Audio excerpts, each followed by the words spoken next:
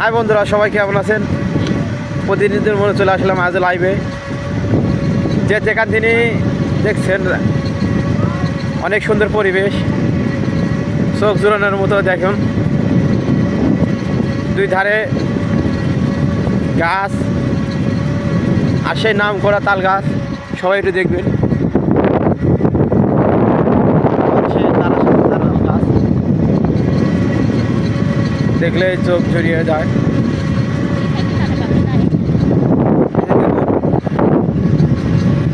তারাশের বিখ্যাত তাল গাছ।